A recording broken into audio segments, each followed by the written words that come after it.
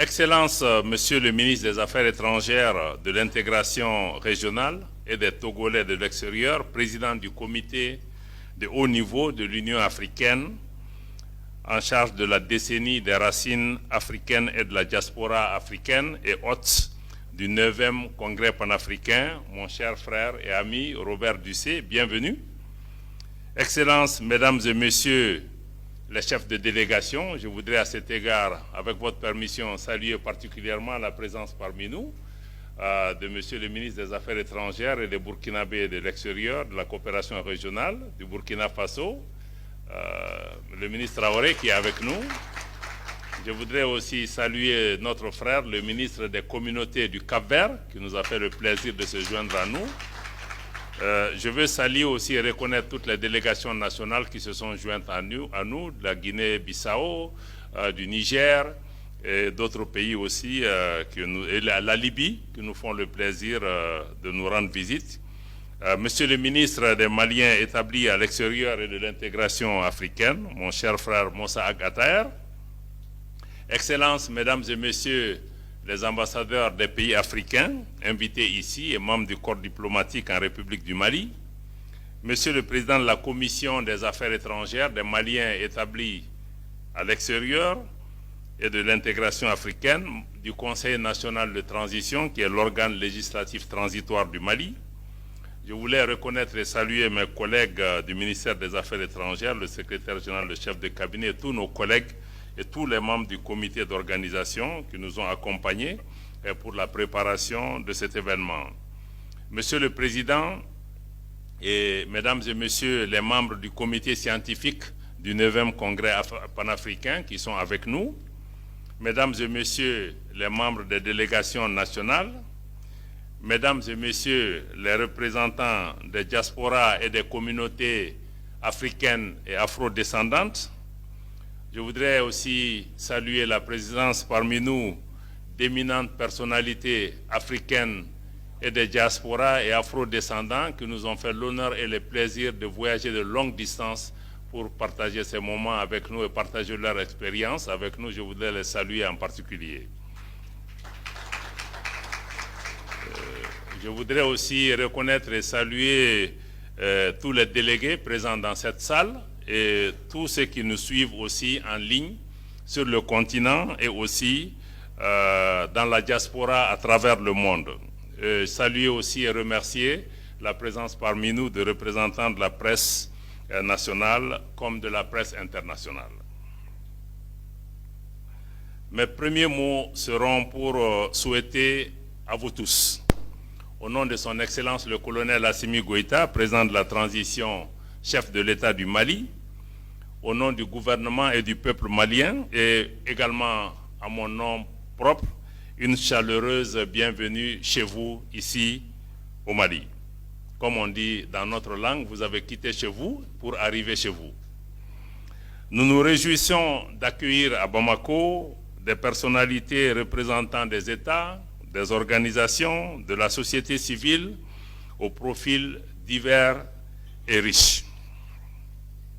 Le Mali, naturellement, est particulièrement honoré d'abriter la conférence sous-régionale de l'Afrique de l'Ouest en prélude au 9e congrès panafricain.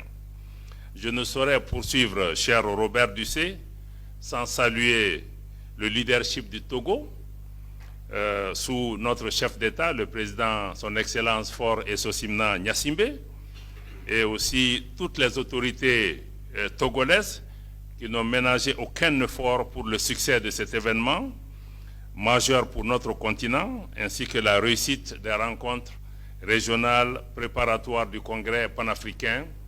Aujourd'hui, le Togo est naturellement aussi un porte-flambeau du panafricanisme, mais aussi un modèle de ce que doit être la diplomatie sur notre continent, un pays tourné et dédié vers le dialogue, vers la paix, parce qu'on ne peut pas être panafricain si on ne décide pas de parler à tout le monde et à tous les Africains, quelles que soient leurs circonstances. Et je voulais saluer vraiment le leadership du président du Togo et le leadership de notre frère Robert Dussé, qui, malgré toutes les critiques, a décidé de continuer à faire de la diplomatie, c'est-à-dire à parler à tout le monde pour trouver des solutions, à s'écouter et à faire confiance à la sagesse africaine pour pouvoir trouver nous-mêmes des solutions qui sont adaptées à notre circonstance. Je voulais vous remercier pour ça, Robert Dussé. Terre de migration par excellence, le Mali se reconnaît pleinement dans le thème qui nous réunit 2 jours durant, afin d'examiner les aspects liés aux diasporas, aux afro-descendants et aussi aux questions de développement. Comme vous le savez, loin de ce que certains tentent de présenter comme une légende, le Mali a un lien historique particulier et qui vient de très loin avec la diaspora et les afro-descendants, qui remonte au voyage transatlantique effectué par l'empereur du Mali, Aboubakari II, en 1312, soit plus d'1 siècle avant Christophe Colomb. Et je dois rappeler qu'à cette époque, le Mali n'était pas un pays enclavé, bien que le Mali ne concerne pas que la République du Mali actuelle, mais c'était l'Empire du Mali qui était plus vaste. Mais le Mali était une puissance maritime à l'époque de l'Empire du Mali. Et pour dire aussi que ce n'est pas une légende, je voudrais vous référer au livre de l'archéologue américain Ivan Van Sertima, qui s'appelle They Came Before Columbus, The African Present in the Ancient America. Donc le titre du livre, c'est qu'ils sont venus avant Christophe Colomb, et c'est des recherches archéologiques, scientifiques très poussées, et avec un film à l'appui qui donne la preuve qu'il y a eu une présence africaine dans les Amériques avant l'arrivée de Christophe Colomb. Donc notre lien avec la diaspora et les afro-descendants ne peut pas être seulement confiné à la violence de la traite négrière, mais il y avait aussi une aventure africaine bien avancée. Nos jeunes gens doivent chercher à connaître davantage cette question, parce que malheureusement ce ne sont pas les autres qui vont venir raconter cette histoire. Ensuite, pays de départ, de transit, mais aussi de destination de migrants, le Mali se trouve aujourd'hui au confluent de la question migratoire qui représente pour les autorités maliennes, particulièrement son Excellence le colonel Assimi Goïta, président de la transition, chef de l'État, donc un enjeu majeur.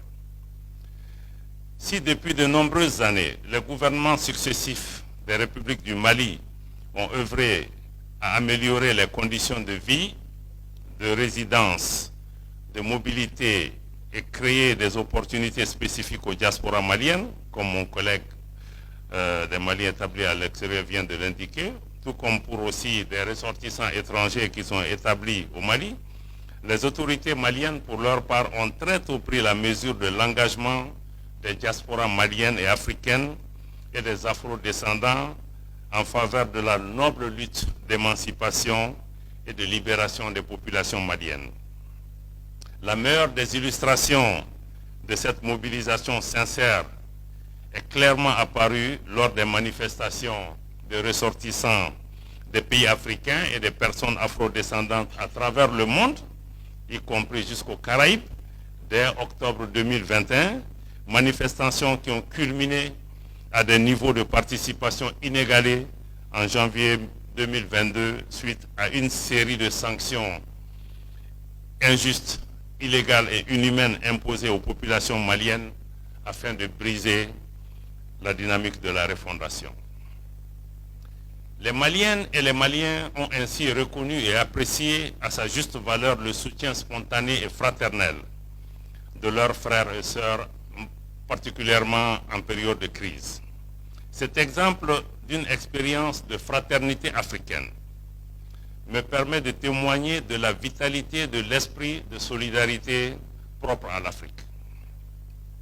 Il nous permet également de constater, et ce de manière spontanée, sans organisation préalable, les diasporas africaines et les afro-descendants parviennent à se mettre au diapason des défis rencontrés sur le continent pour consolider une force, pour constituer une force, un levier d'influence dont il est plus que jamais nécessaire de tenir compte. L'élan naturel qui a motivé les diasporas et les afro-descendants à se réunir pour se tenir aux côtés de leurs frères et sœurs du Mali prouve à suffisance le potentiel dont disposent les membres de ces communautés pour se faire entendre.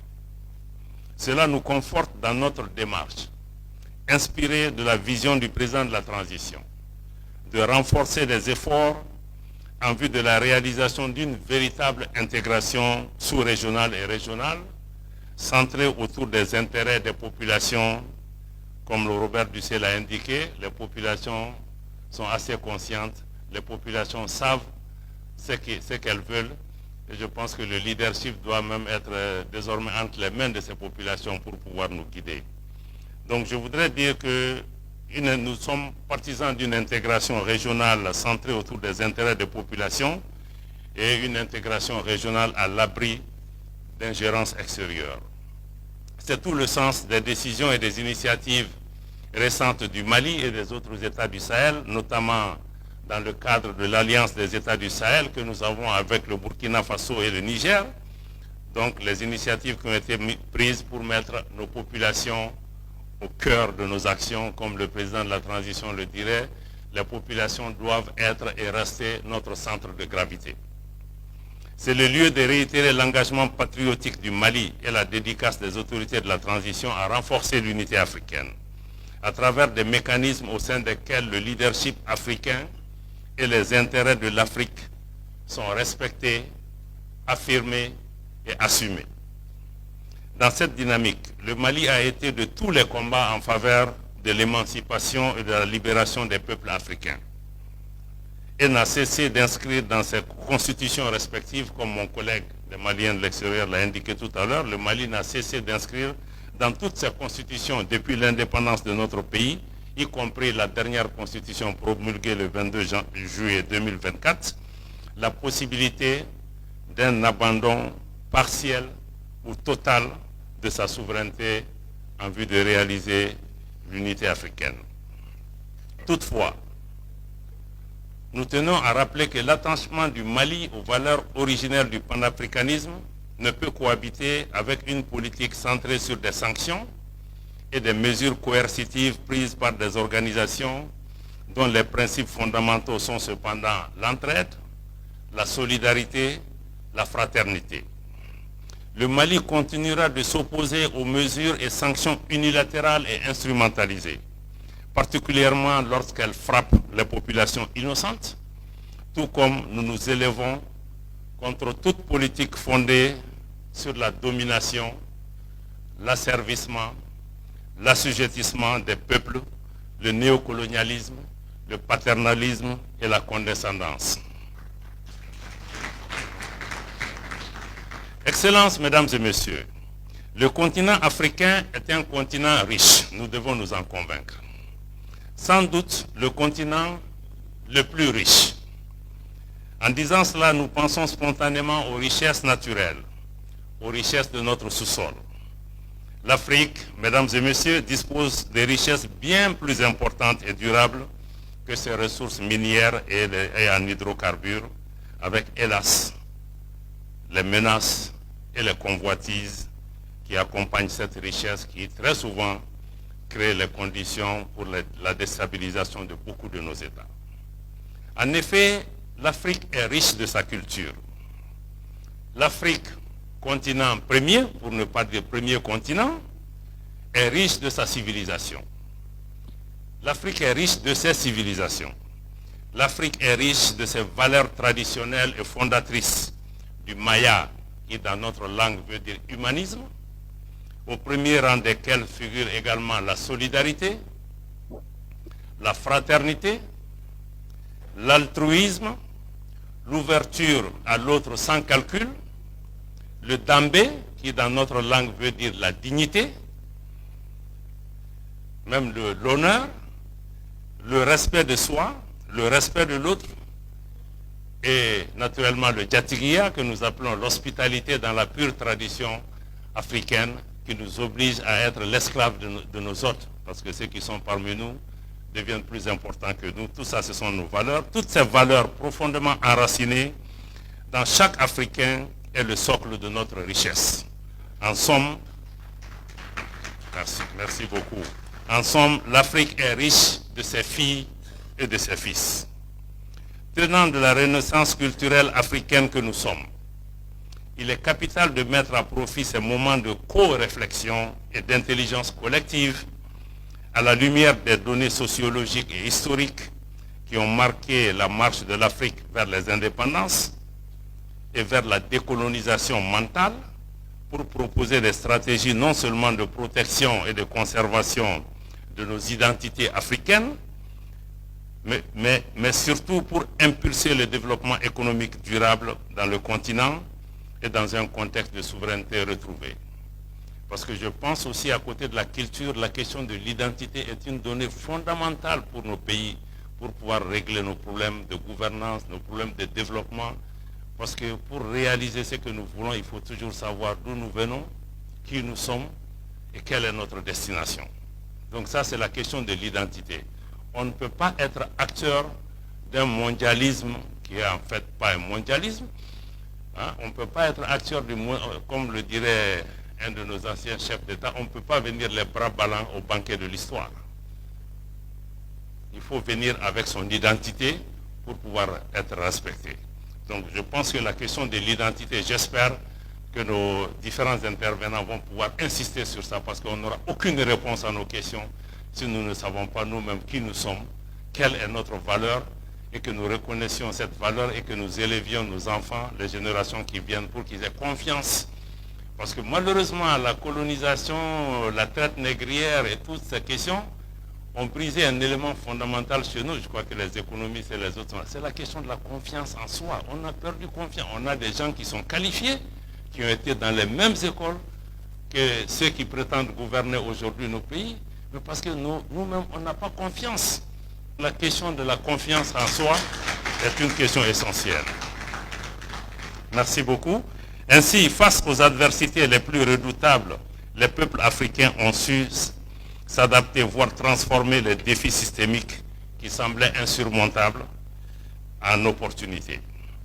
Cette forte capacité de résilience de nos diasporas et des afro-descendants renforce notre conviction quant à l'importance pour ces communautés de s'organiser de manière stratégique pour défendre leurs intérêts, pour constituer un levier d'influence, pour promouvoir l'agenda de l'Afrique et pour peser sur les choix et les décisions des pays d'accueil de résidence en matière de politique africaine. Parce qu'aujourd'hui aussi, je crois que ça c'est une question importante.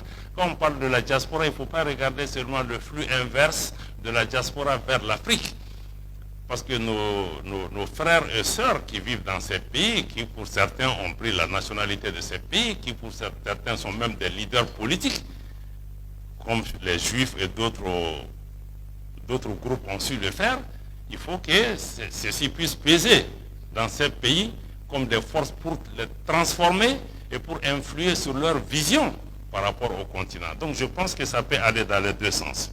Je demeure confiant et optimiste sur les capacités des diasporas africaines et afro-descendants à œuvrer en faveur de la redistribution des équilibres multipolaires dans le cadre de la promotion de la voix de l'Afrique sur la scène internationale, notamment dans un contexte de basculement géopolitique.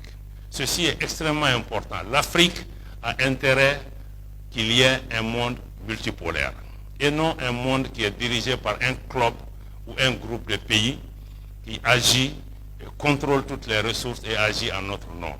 Seul un monde multipolaire peut permettre de donner la place à l'Afrique et les diasporas africaines, les afro-descendants doivent aussi faire ce combat sien pour pouvoir faire avancer les intérêts du continent. À cet égard, je suis heureux de noter que lors des sessions thématiques qui vont suivre, une partie des échanges sera consacrée au format et aux modalités de la fédération des efforts, j'allais même dire de la fédération des intelligences de nos diasporas et afro-descendants pour constituer une force.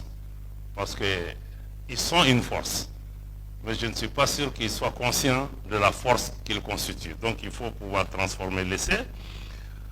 Au Mali, à l'opposé d'une doxa, d'une doctrine en tout cas qui perçoit la migration comme une menace, le président de la transition et le gouvernement du Mali, nous considérons que la diaspora est plutôt une richesse une opportunité pour le Mali, une opportunité pour l'Afrique, une opportunité aussi pour les pays d'accueil et une chance pour le monde.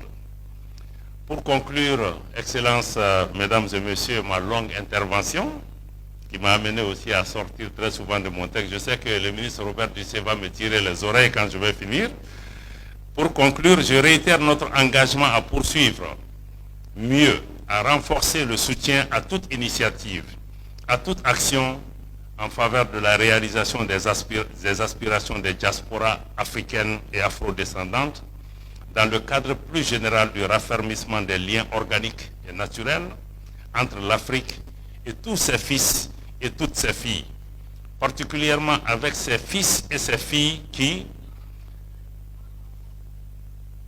par des décisions volontaires ou par contrainte, se sont trouvés hors du continent. Je renouvelle l'appréciation, enfin, du gouvernement de la République du Mali pour l'honneur qui a été fait à notre pays d'abriter cette conférence régionale en prélude au 9e congrès panafricain pour lequel je souhaite plein succès au Togo et plein succès à tous nos travaux. Et sur ces mots, je voulais déclarer ouvert cette conférence régionale de la région Afrique de l'Ouest que vous nous avez fait l'honneur d'abriter ici. Vive l'Afrique, vive le panafricanisme. Merci beaucoup.